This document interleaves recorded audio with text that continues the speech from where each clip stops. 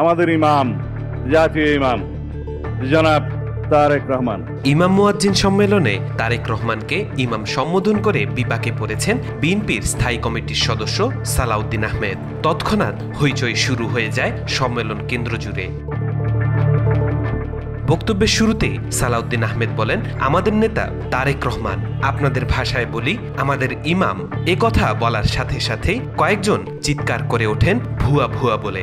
পরিস্থিতি সামাল দিয়ে বক্তব্য শেষ করেন বিএনপির এই নেতা। তখন লাইভে যুক্ত থেকে সবই লক্ষ্য করছিলেন তারেক রহমান। সম্মেলনে পরিস্থিতি সামাল দিলেও সোশ্যাল মিডিয়ায় ধামাচাপা দিতে পারেননি সালাউদ্দিন আহমেদ। এ নিয়ে নেতিবাচক ইতিবাচক আলোচনা সমালোচনায় মুখর হয়ে আছে সোশ্যাল মিডিয়া। চলতি এসব আলোচনায় নতুন মাত্রা যোগ করলেন নিউ ইয়র্ক প্রবাসী বাংলাদেশি তরুণী ফাতেমা নাজনীন প্রিসিলা। তিনি তার ফেসবুক পেজে একটি পোস্ট দিয়ে লিখেন, ইমাম মানে শুধু নামাজে দাঁড়ানো একজন মানুষ নয়, শব্দটির ভেতরে আছে নেতৃত্ব, দায়িত্ব আর আমানতদারির ভাবনা।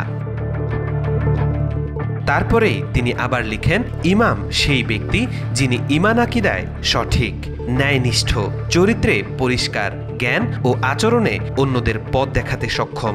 তাকে মানুষের সামনে দাঁড়িয়ে শুধু রুকু সিজদা করানোই নয়, সৎ উপদেশ দেওয়া, নৈতিকতায় উদাহরণ হওয়া আর সমাজকে শান্তির পথে রাখার ক্ষমতাও থাকতে হয়। যার মধ্যে এই গুণগুলো নেই তিনি অবিচার করেন, ভুল আকীদা প্রচার করেন বা নিজের জীবনকেই সৎ চরিত্র দেখাতে ব্যর্থ, তাকে ইমাম বলা যায় না। সবশেষে প্রিসিলা লিখেন, আসলে ইমাম হওয়া মানে নামের সঙ্গে একটি মর্যাদা লাগানো নয়, এটা এমন একটা অবস্থান যেটা মানুষকে সত্য এবং ন্যায়ের দিকে নেতৃত্ব দেওয়ার যোগ্যতা দিয়ে অর্জন করতে হয়।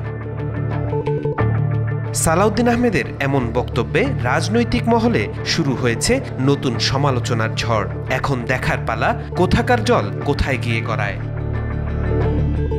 তাওফিকুল ইসলাম, আজকাল।